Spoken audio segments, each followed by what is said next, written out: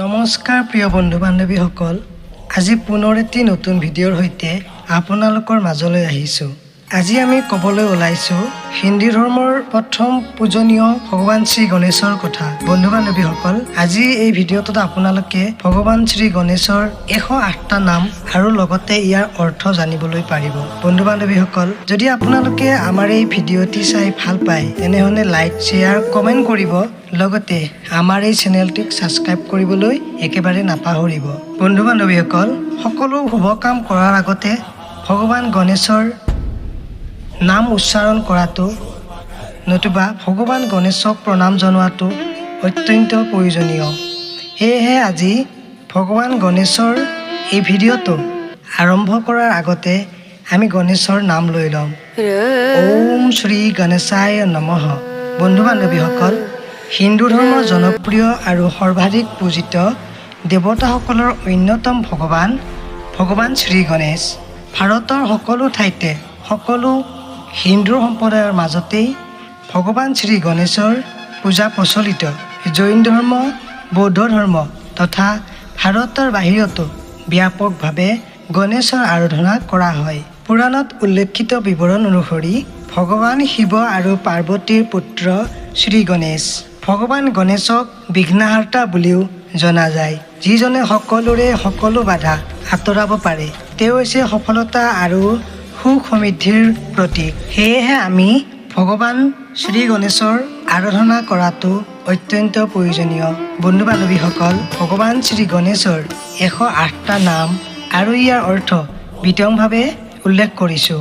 আপোনালোকে ভিডিঅ'টি শেষলৈকে চাব আৰু এই 108টা নামৰ অৰ্থ জানিবলৈ পাৰিব আৰু বহুখিনি উপকৃত হ'ব।